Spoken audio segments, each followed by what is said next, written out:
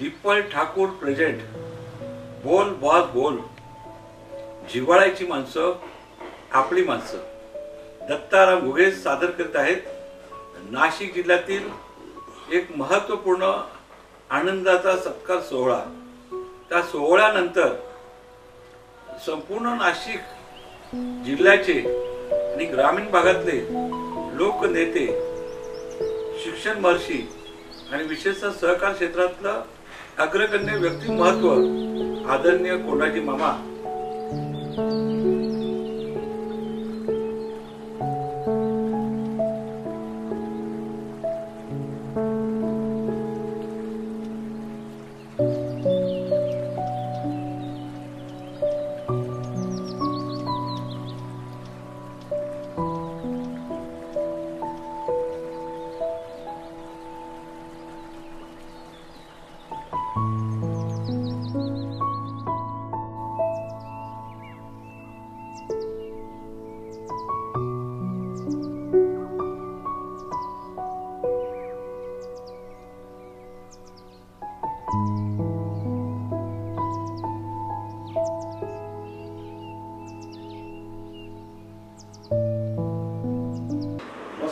तुलसी नाही त्यांच्याच नावाची संस्था आहे असं ताई बऱ्याच बाहेरच्या मंडळींना वाटतं. म्हणून आम्ही आता उत्तम खुलासा करतोय की ते वसंतराव नाईक ते बंजारा समाजाचे ते आपलेच होते.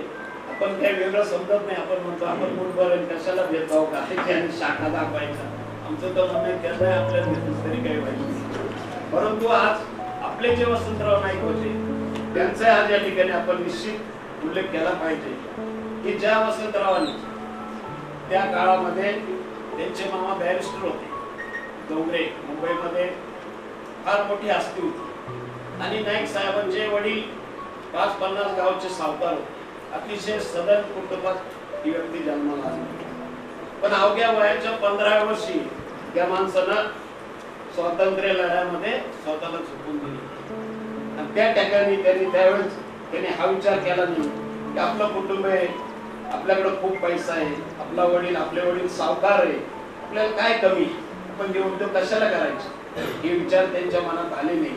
त्यांनी स्वतःला स्वातंत्र्य लढ्यात झोकून दिलं वयाच्या 15-16 वर्षी.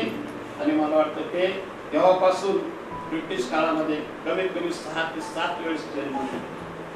त्यांनी लग्न केलं नाही, अविवाहित राहिले. त्यांनी वडिलांनंतर वडिलांच्या ज्या सावकारकीच्या डायऱ्या होत्या त्यांची अक्षरशः हुडी केली. कुणाकडनं व्याज घेतलं नाही, सर्व केलं नाही, फक्त देशासाठी स्वतःला वाहून घेतलं. आणि म्हणून आपण त्यांची आठवण कायमस्वरूपी आपल्या समाजाला राहावी. त्यांचं नाव जोपर्यंत चंद्रसूर्य आहे तोपर्यंत या ठिकाणी राहावं म्हणून आपण या ठिकाणी नाव घेतलंय क्रांतीवीर वसंतराव नारायणराव नाईक हे नाव आपण.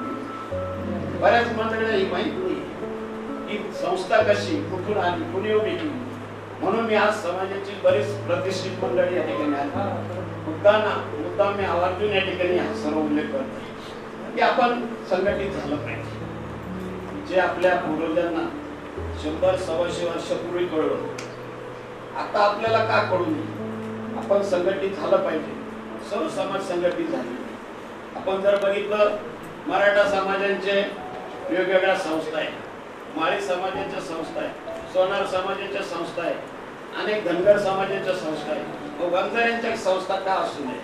आणि सांगायला वाईट येतच वाटतं की अख्ख्या महाराष्ट्रामध्ये BN नाईक क्रांतीवीर वसंतराव नारायणराव नाईक शिक्षण संस्था समाजाची एकमेव संस्था. मराठा समाजाच्या दर जिल्ह्याला संस्था आहे.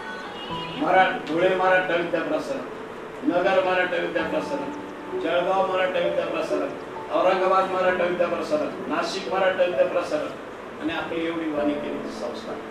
म्हणून आम्ही या ठिकाणी एक निश्चय केलेला आहे. ही संस्था ही आपली आई आहे समाजाची. ही मोठी केली पाहिजे, ही वाढवली पाहिजे. म्हणून आम्ही ही रोपटक या ठिकाणी मी जे आलोय, माझी 6वी टर्म आहे.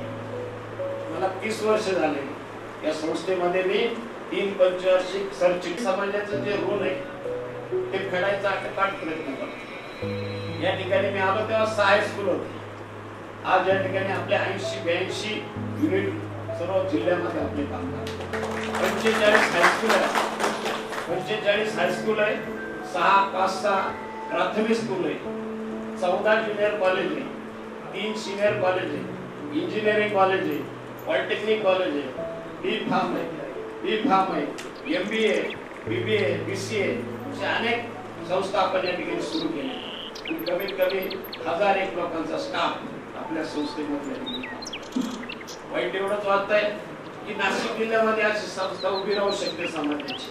अशा संस्था बीडमध्ये आपला फार मोठा समाज आहे. असेल तो शिकू शकतो. मुलीचा काळ गेलाय, तो अंगठा आहे, तो पहिली आहे, दुसरी आहे, चौथी आहे आणि तो शेती करतोय, उत्पन्न काढतोय, कुटुंब चालतंय. ते दिवस आता राहिले नाही.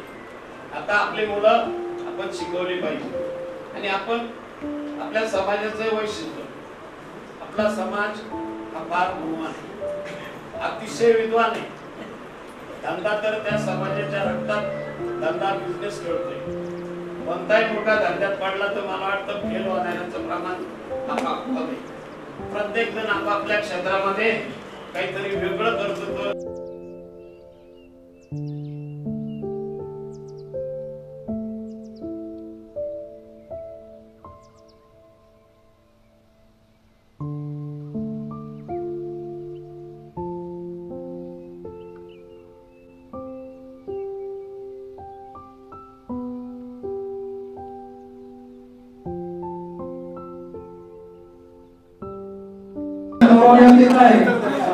माननीय सुभाष शास्त्री महाराज अवॉर्ड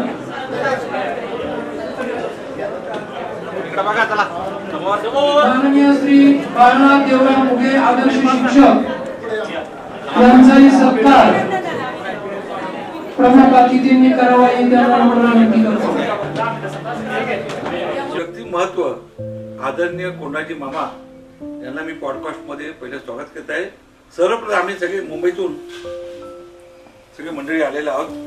सुनील रामचंद्र फडके, शिवाजी उगले आले का आणि आमचे आले का बरके, तुम्ही चहा असेल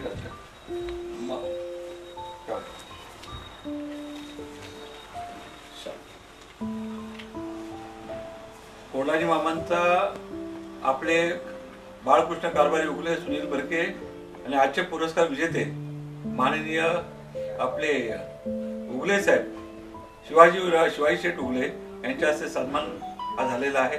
आज सरांच्या पॉडकास्ट मध्ये एक मुलाखत करण्याचं आम्हाला एक भाग्य मिळालेलं आहे. मनपूर्वक अभिनंदन.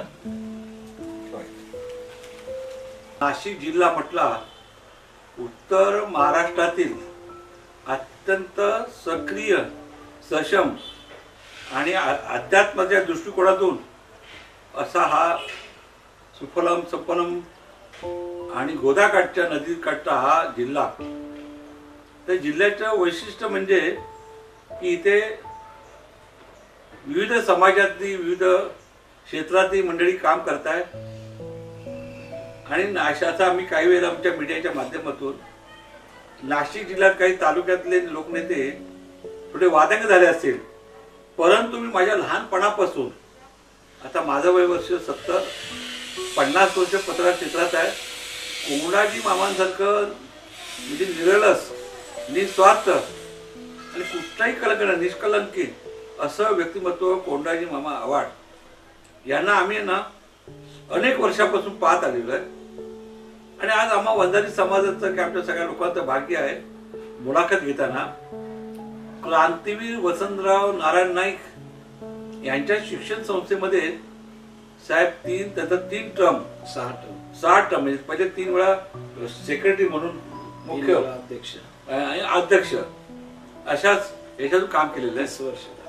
त्याचबरोबर नामको म्हणजे नाशिक भागातली एक मोठी सहकार क्षेत्रातली जी सहकार बँक आहे, बँकेत मी नाही सरचिटणीस हेमंत सरचिटणीस आहे. तर आता माझं बोलताना काही वेळेला भावनेच्या आवर घालतोय. मी आज सरांचं स्वागत करतोय. मामा, तुम्हाला मुंबईमध्ये 5 वर्षापर्यंत मी होतो त्या दामोदर नाट्य मंदिरामध्ये. लोकनेता हा पुरस्कार बहुजन वर्गाकडून मिळालेला आहे. म्हणजे बहुजन वर्गाकडून एक वंजारी समाजाच्या माणसाचं कौतुक भरून झालेलं आहे.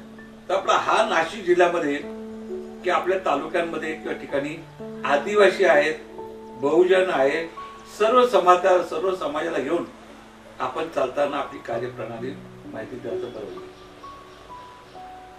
काय की माझं गाव वडगाव सिन्नर तालुक्यात माझं गाव आहे. शेतकरी कुटुंबात माझा जन्म झाला, सर्वसामान्य कुटुंबात जन्म झाला. आई वडील शेती करत होते. वडिलांनी काही दिवस मुंबईत हमाली पण केली, परंतु आई वडिलांची एकच इच्छा होती की मी शिकून काहीतरी चांगली मोठी नोकरी करावी, पुढे जावं असं.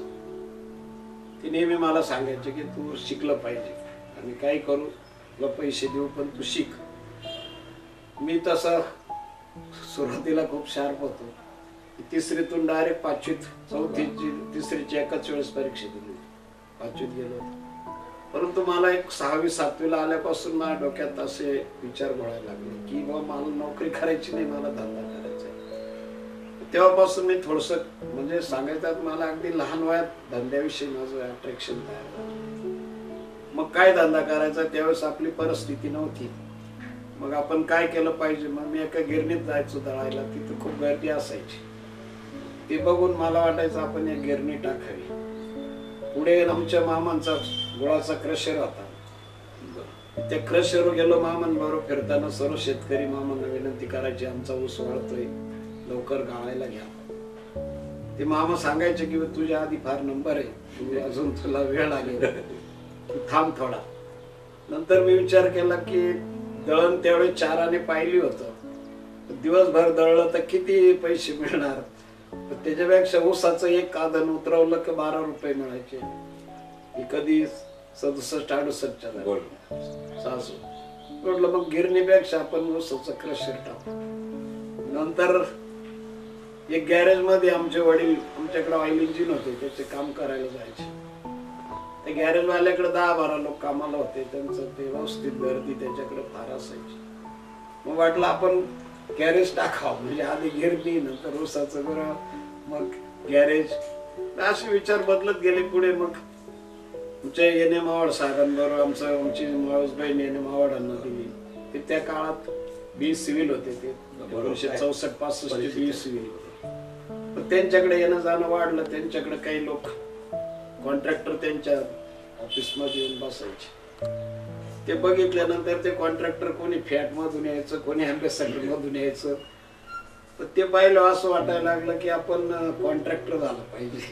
म्हणजे पण आपली परिस्थिती काय त्यावेळेस तशी नव्हती. ठीक आहे, आपण थोडे पैसे घरून मिळतील, बाकीचं काही कर्ज घेऊ, पण आपण ठेकेदार व्हायचं. म्हणजे असे सांगायचं तात्पर्य, असे विचार बदलत गेले. नंतर माझं शिक्षणाकडचं लक्ष कमी झालं, डायव्हर्ट झालं. मग मी 11वी झालो तर मी तेव्हा 8 विषय घेता यायचे. विदाऊट इंग्लिश मी 11वी पास झालो. इथं इंग्लिश शिवाय ऍडमिशन कॉलेजला मिळत नसायचं. मग मी इंदोर युनिव्हर्सिटीतून FI केलं. त्यावेळेस इंदोर युनिव्हर्सिटीत विदाऊट इंग्लिशला कॉलेजला ऍडमिशन मिळायचं. आणि नंतर मग आवड साहेबांच्या सल्ल्याने काहीतरी धंदा करायचा. तर त्यांनी एक छोटी मिनी ट्रक, त्यावेळेस मेटाडोर आली होती, ती ते म्हणे ती घ्या. ती माझा भाचा आणि मी, तो NMचाच पुतण्या, आम्ही दोघांनी मिळून ती मेटाडोर 1974 साली घेतली होती. ते मेटाडोरचा धंदा एक 6 महिने केला, पण तो भाच्याचा माझं काही विचार जुळत नव्हते. विचार केला की आपल्या नात्यामध्ये मतभेद नको, त्याच्यापेक्षा आपण वेगळं काहीतरी करू. मला एक मित्र होता बक्षी, पंजाबी समाजाचे. त्याचे वडील एक्झिक्युटिव्ह इंजिनियर होते. ते रिटायर झाले होते. त्यांनी अमृतलाल सुरेश कुमार अँड कंपनी म्हणून कन्स्ट्रक्शन कंपनी स्थापन केली होती. मग ते मला म्हणे की बा तू असं कर की तू आमच्या सुरेश बरोबर, तू पण आमच्या बरोबर ये, असं बक्षी साहेबांनी मला आग्रह केला. आणि योग असा की माझं ज्या क्षेत्रात मला आवड होती त्या क्षेत्रात योगायोग, म्हणजे माझा काही संबंध असताना ट्रक धंदा आवड साहेबांनी सुरू करून दिला. त्याच्याऐवजी मला माझी ओढ नेहमी कन्स्ट्रक्शन करायचं, मला कॉन्ट्रॅक्टर व्हायचं होतं. पण ते मला बक्षी साहेबांनी मग त्यांच्या बरोबर या धंद्यात घेतलं. त्यांच्या बरोबर मी 3-4 वर्ष त्यांच्या बरोबर मी काम केलं. त्यांच्याकडनं मला खूप शिकायला मिळालं या धंद्यामध्ये. म्हणजे म्हटलं तर ते खऱ्या अर्थानं माझे गुरु आहे बक्षी साहेब. नंतर मग मी 4-5 वर्षानंतर मी इंडिव्हिज्युअल स्वतः कामं छोटी मोठी कामं घ्यायला सुरुवात केली. त्या काळामध्ये छोट्या मोठ्या याचे त्याचे सीडवर्कचे याची कामं घ्यायची. असे 10-20-50 हजाराचं 60 हजाराचं 1 लाखाचं असं काम घ्यायला सुरुवात केली. आणि तिथून मग मी हळूहळू पुढे व्यवस्थित कामं मिळायला लागले, संबंध वाढत गेले. नंतर मी 81 साली या ठिकाणी प्लॉटच्या धंद्यामध्ये लँड डेव्हलपच्या धंद्यामध्ये मी सुरुवात केली. सुरुवातीला मी इथं चुंचाळ्याला 4 एकर जमीन घेतली, तिच्यामध्ये प्लॉट पाडले, ते प्लॉट विकायचा धंदा सुरू केला. इकडे गव्हर्नमेंटची कामं चालू होती, इकडे प्लॉटचा धंदाही सुरू होता. मी 80 साली मग रविवार कारंजे ऑफिस सुरू केलं, वैशाली एंटरप्राइजेस. त्याच्यानंतर मग पुढे मी बिल्डरशिपमध्ये सुरुवात केली. लँड डेव्हलपर्स आणि बिल्डर्स म्हणून मी जवळजवळ 15-20 वर्ष या ठिकाणी काम केलं. CBS सारख्या एकदम सेंटर प्लेसवर 3 प्रोजेक्ट त्या ठिकाणी मी केलेले. इथं आजही माझं हॉटेल सिटी पॅलेस CBS वर माझं हॉटेल आहे. त्या समोर महादेव कॉम्प्लेक्स तो एक केलेला आहे. त्यानंतर बाजूला एक प्रोजेक्ट केला. नंतर मी काही पंचवटीमध्ये त्या ठिकाणी 4-5 प्रोजेक्ट त्या ठिकाणी केले, काही राणेनगरला केले. असे अनेक प्रोजेक्ट नाशिकमध्ये मी सुरू केले. इकडे प्लॉटचा धंदाही चालू होता, जमिनीची देणे घेणं ते चालू होतं. आणि सर्व करत असताना मी 90-95च्या दरम्यान आपली समाजाची संस्था या ठिकाणी आहे ते मला समजलं. आणि मग तिथं थोडी आमची जाणं येणं सुरू झालं. त्यावेळेस काही नव्हतं. या ठिकाणी VN नाईक शिक्षण संस्था वेगळी होती आणि डोंगरे वसतिगृह वेगळं होतं. मी त्यावेळेस 95 साली डोंगरे वसतिगृहाच्या इलेक्शनला मी उभा राहिलो आणि अध्यक्ष म्हणून उभा राहिलो. त्यावेळेस डोंगरेचा अध्यक्ष म्हणजे समाजाचा अध्यक्ष. मी पॅनल केला स्वतःचा माझा आणि स्वतंत्र पॅनल लढवला. आणि योग असा की मी पूर्ण पॅनल माझा समाजाला निवडून दिला. मी अध्यक्ष म्हणून डोंगरेचा निवडून आलो. त्या ठिकाणी आल्यानंतर मी बघत होतो की त्या ठिकाणी डोंगरेच्या अध्यक्षाला अख्खी प्रॉपर्टी होती. या ठिकाणी 20-25 एकर सेंट्रल प्लेसला जागा होती. त्या ठिकाणी एक छोटासा हॉल होता आणि एक 7-8 कौलाच्या रूम होत्या. ते तिथं हॉस्टेल म्हणून पूर्वी राहायचे. नंतर तिथं जरा व्यवस्था नसल्यामुळे हॉस्टेलही चालू नव्हतं. आम्ही आल्यानंतर ते थोडं हॉस्टेल सुरू करायचा प्रयत्न केला, रूम साफसूफ करून. तो पत्र्याचा हॉल होता, त्याच्यामध्ये जरा कलर बिलर करून त्या ठिकाणी आम्ही त्या छोटे मोठे लग्नांसाठी द्यायला सुरुवात केली. किंवा एक समाजामध्ये जे गोरगरिबांची लग्न आहे त्यांना आपण त्या ठिकाणी काहीतरी व्यवस्था करावं. तर एक किचन भांडे कुठे घेऊन आणि एक हॉल त्या ठिकाणी लग्नाचं सुरू केला. ते चालू असताना इकडे VNची 5-6 शाळा होत्या. VNचे अध्यक्ष दिगुळे साहेब होते. त्या ठिकाणी त्या मीटिंगला मला बोलवायचे ते डोंगरेचा अध्यक्ष म्हणून. त्यावेळेस डोंगरे VNला काही मदत लागली तर ती डोंगरेकडनं त्यांना द्यावं लागायची, कारण त्यांच्याकडे जागा नव्हती, त्यांच्याकडे भांडवल नव्हतं. डोंगरेकडे जागा होती, पैसा होता, परंतु ऍक्टिव्हिटीज काही नव्हत्या. एक हॉस्टेल चालवणं आणि तो एक हॉल. त्या बाजूला सर्व बाबळी वाढलेल्या होत्या. अर्धा भाग सर्व तिथं जंगल तयार झालेलं होतं. आणि मग मी विचार केला की एकाच समाजाच्या 2 संस्था कशाला असाव्या. त्या ठिकाणी एकेकडे दात आहे तर चेने नाही, आणि चेने आहे तर दात नाही, अशी परिस्थिती त्या दोन्ही संस्थेची होती. डोंगरेला आपल्या VNला जर काही जागेची गरज असेल ते डोंगरेला विनंती करायची, मग ती जागा द्यायची.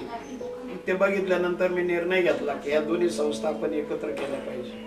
हे आमच्या कार्यकारिणीमध्ये ठराव पास केला, जनरल मीटिंग घेतली, त्याच्यात ठराव पास केला. सर्व समाजानं मला त्यावेळेस साथ दिली. त्यावेळेस मग मी दिगुळे साहेबांना विनंती केली, मावळ साहेबांना विनंती केली की VN पण तुम्ही तुमचाही ठराव घ्या, तुम्ही पण जनरल मीटिंग घ्या आणि आपण दोन्ही संस्था एक करू. हा प्रस्ताव मी दिल्यानंतर दिगुळे साहेब, मावळ साहेब यांनी पण त्या प्रस्तावाला मान्यता दिली, साथ दिली. आणि 1999 या दोन्ही संस्था ह्या विलीन झाल्या. VN नाईक शिक्षण संस्था आणि डोंगरे विद्यार्थी वसतिगृह या दोन्ही संस्था एकत्र केल्या. आणि दोन्ही संस्था एकत्र केल्यानंतर मी पहिल्यांदा सरचिटणीस पदासाठी दिगुळे अध्यक्ष पदाला उभे राहिले. तेव्हा आमचा पॅनल निवडून आला.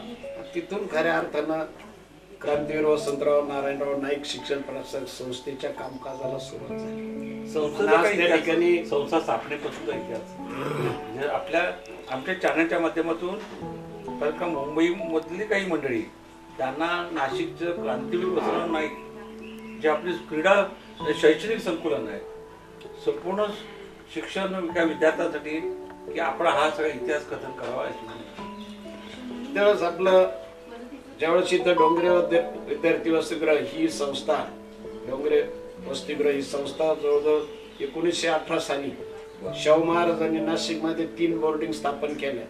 त्यावेळेस डोंगरे वसतिगृह पण त्यावेळेस स्थापन शाहू महाराजांच्या हस्ते झाले. परंतु तेव्हापासून 1918 पासून ते 1968-69 पर्यंत फक्त त्या ठिकाणी डोंगरे विद्यार्थी वसतिगृह चालू होते. त्या ठिकाणी शाळा कॉलेज ही काही डोंगरे संस्था ही काढत नव्हती, ते फक्त वसतिगृह चालवत होते. पण 1968 साली क्रांतीवीर वसंतराव नारायणराव नाईक साहेब यांचं निधन झालं. ते निधन झाल्यानंतर समाजाचे नाशिक जिल्ह्यातील समाजाची काही प्रतिष्ठित मंडळी होती. त्याच्यामध्ये सिन्नरचे ॲडव्होकेट सांगळेदाजी असतील, आपले एन.एम. आव्हाड साहेब असतील, दिगोळे साहेब असतील, प्रल्हाद पाटील कराड असतील, असे जे काही हरिभाऊ धात्रक अशी सर्व मंडळी एकत्र येऊन बा नाईक साहेबांच्या नावानं आपण काहीतरी या ठिकाणी सुरू केलं पाहिजे, त्यांचं स्मारक म्हणा काहीतरी आपण बनवलं पाहिजे. अशा मिटिंगा त्या ठिकाणी समाजाचे जे काही प्रतिष्ठित मंडळी त्यांनी सुरू केल्या. आणि त्याच्यात मग प्रस्ताव पुढे आला की आपण त्यांचा एखादा पुतळा बांधण्यापेक्षा किंवा काही हे करण्यापेक्षा त्यांच्या नावाची एक शिक्षण संस्था आपण काढू. मग नाईक साहेब गेल्यानंतर 1969ला त्यांच्या नावानं क्रांतीवीर वसंतराव नारायणराव नाईक शिक्षण प्रसारक संस्था या संस्थेची स्थापना 69ला झालेली होती. आणि त्याच्यानंतर व्ही.एन. नाईक ही शाळा काढत होती आणि डोंगरेचं काम आपलं हॉस्टेल होतं, जमीन जागा सांभाळायचं काम डोंगरे करत होतं. पण ही दोन्ही संस्था मी 93ला मी जेव्हा आपल्या 94 मी अध्यक्ष झालो त्यावेळेस मी या दोन्ही संस्था एकत्र करण्याचा प्रस्ताव मांडलो आणि 98-89च्या दरम्यान या दोन्ही संस्था आपण एकत्र केल्या. तिथून मग मी सरचिटणीस झालो, नंतर पुन्हा सरचिटणीस झालो, मग अध्यक्ष झालो. आता या अध्यक्ष आहे सध्या. म्हणजे माझी 6वी टर्म आहे गेल्या त्या संस्थेमध्ये. आणि मी त्यावेळेस 6 हायस्कूल होते, 6-7 हायस्कूल होते मी जेव्हा पदार्पण केलं. आज योगायोगानं जवळजवळ आपले 75 ते 80 युनिट आहे. आपल्या 45 हायस्कूल आहे, त्याच्यानंतर 4-5 प्राथमिक स्कूल आहे, 14 ज्युनियर कॉलेज आहे, 3 सिनियर कॉलेज आहे, त्या ठिकाणी इंजिनिअरिंग कॉलेज आहे, पॉलिटेक्निक कॉलेज आहे, टी फार्म आहे, बी फार्म आहे, MBA, BBA, BCA अशा अनेक संस्था आपण या ठिकाणी सुरू केलेल्या आहेत. आणि आता एक छोटंसं रोपटं आपल्या पूर्वजांनी जे लावलं होतं त्याचा फार मोठा वटवृक्ष या ठिकाणी होताना आपल्याला बघताय. या ठिकाणी आम्ही आता आमचे फ्युचरमध्ये आमचे बरेच काही स्वप्न आहे की या ठिकाणी एक मुलामुलींसाठी एक सुंदर असं हॉस्टेल आम्ही आता या ठिकाणी बांधायला सुरू करतो. अतिशय आधुनिक पद्धतीचं हॉस्टेल करतो. त्याच्यानंतर या ठिकाणी समाज आज आपली मीटिंग झाली ते बघितलं की त्या हॉलमध्ये जागा पुरली नाही, बरीच मंडळी पाठीमागे उभी होती. तर आपल्याकडे 2-4 हॉल आहे इथं, तर सर्व हॉल छोटे छोटे आणि मोठा हॉल आपल्याकडे नाही. फ्युचरमध्ये एखादा हॉल या ठिकाणी आपल्याला एखादा ऑडिटोरियम या ठिकाणी तयार करण्याचं चाललेलं आहे. त्याच्यानंतर आम्हाला काही शैक्षणिक क्षेत्रामध्ये आपल्याला काही पॅरामेडिकलचे जे काही कोर्सेस आहे त्याच्यामध्ये काही मेडिकल BMS असेल, BHMS असेल, नर्सिंगचे कोर्सेस असेल, अशी काही कोर्सेस आपण भविष्यामध्ये या ठिकाणी आणणार आहे. आणि जेणेकरून समाजाच्या विद्यार्थ्यांना नुसताच समाज नव्हे अनेक समाजाची मुलं आपल्याकडे शिकताय. आज मी ती सर्व संस्थेमध्ये जवळजवळ 40 ते 45 हजार विद्यार्थी या ठिकाणी शिक्षण घेत आहे आणि सर्व समाजाचे विद्यार्थी त्या ठिकाणी शिक्षण घेत आहे. आपला उद्देश एकच आहे की प्रत्येक कुठलाही समाज असेल परंतु प्रत्येक समाजातला तळागाळातला जो घटक आहे त्याला शिक्षणाच्या प्रवाहात आणण्यासाठी आमची धडपड आहे की जो काही ज्यांच्याकडे पैसे ते मोठमोठ्या कॉलेजला मोठ्या हायस्कूलमध्ये ऍडमिशन घेतात इंग्लिश मिडियमला याला त्याला, जो गरीब वर्ग आहे त्यांना आज एक 10,000 रुपये फी देणं सुद्धा ज्यांना अवघड आहे अशी जी मुलं आहेत, अशा ज्या मुली आहेत ते कुठल्याही समाजाचे असतील त्यांना ते शिक्षणापासून ते वंचित राहिले नाही पाहिजे. त्या सर्वांना शिक्षणाच्या प्रवाहात कसं आणता येईल याच्यासाठी आम्ही सातत्याने धडपड करतोय. शक्यतो आम्ही जेवढ्या शाळा काढल्या आतापर्यंत मॅक्झिमम शाळा आपल्या ग्रामीण भागात आहे, आदिवासी भागात आहे. ज्या ठिकाणी कोणी जात नव्हतं शाळा काढायला त्या ठिकाणी आम्ही जाऊन शाळा सुरू केलेल्या आहे. त्याच्यामुळे एकच आहे की त्या भागातल्या ज्या मुलीबाळी त्या शिक्षणाच्या प्रवाहात आलेल्या आहेत. त्या आज शिकून सवरून त्या कोणी डॉक्टर झालं, कोणी इंजिनियर झालं, कोणी वकील झालं. तो जो आनंद आहे तो फार वेगळा आहे. आणि आताही आमच्या डोक्यात तेच आहे की शहरामध्ये कोणी संस्था काढतात त्या ठिकाणी पाहिजे ती फी मिळते. ग्रामीण भागामध्ये 1 रुपया पण फी मिळत नाही.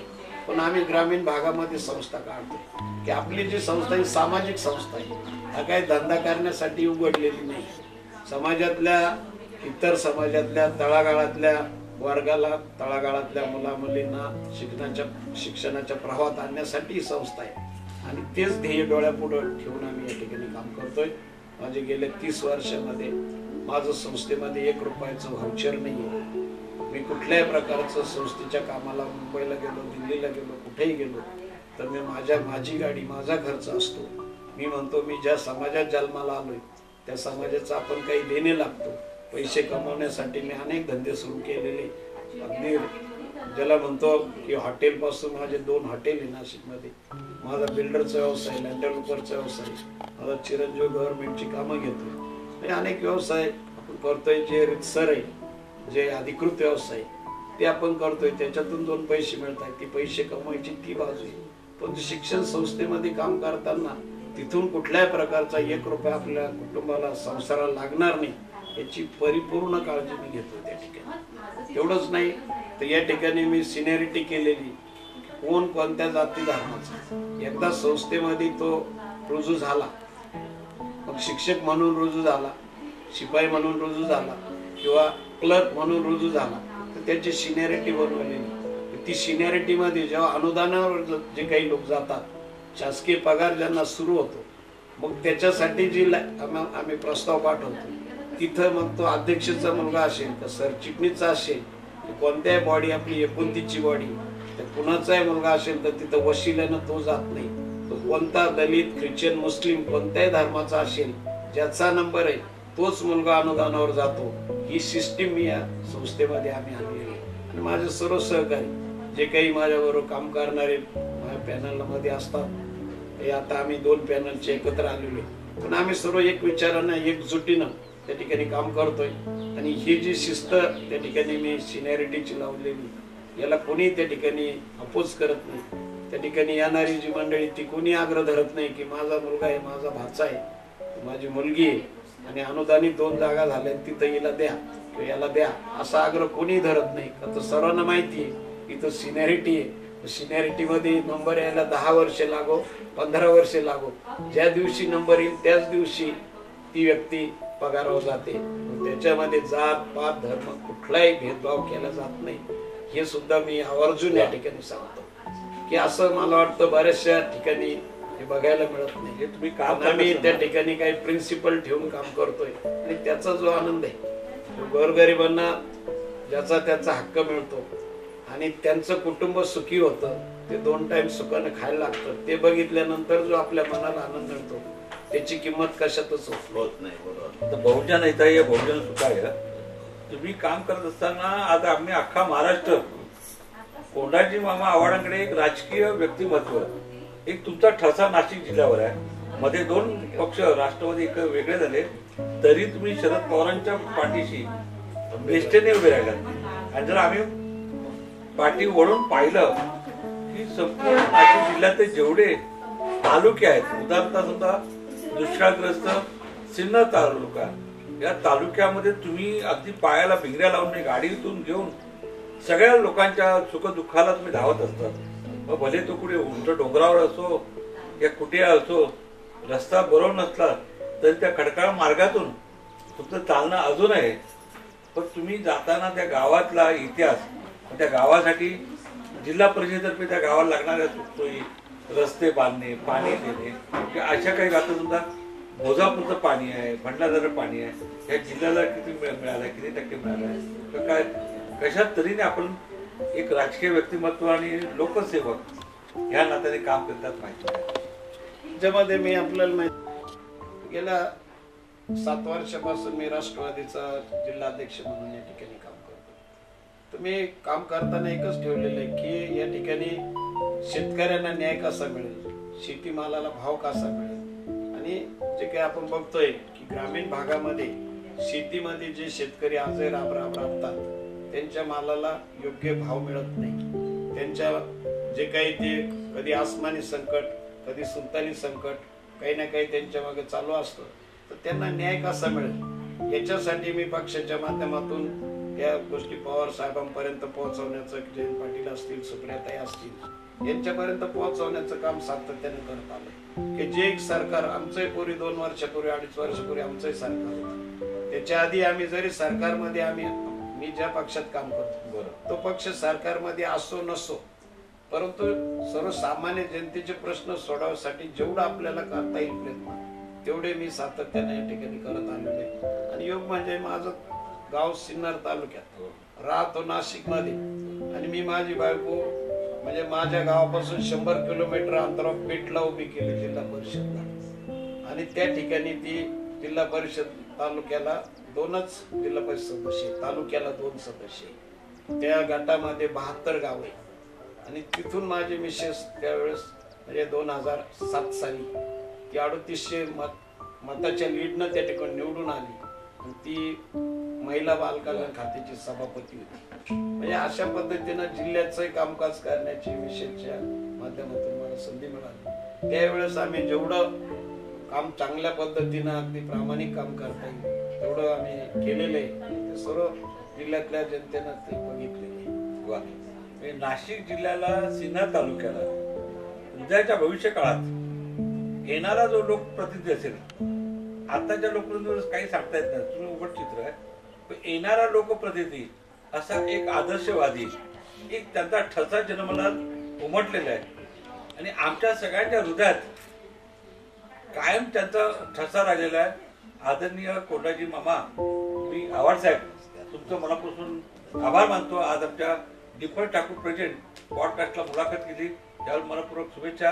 आणि पुन्हा आमचे शिवाजी उगले यांना पुन्हा त्यांचं ते गोपीनाथराव मुंडे पुरस्कार त्यांना मिळालेला आहे. ट्रॉफी तुमच्या हातात असे त्यांची आपण विनंती करू.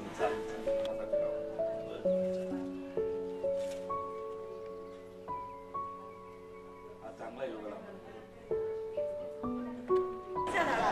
ऊट वंजारी जागा हो, ऊट वंजारी जागा हो,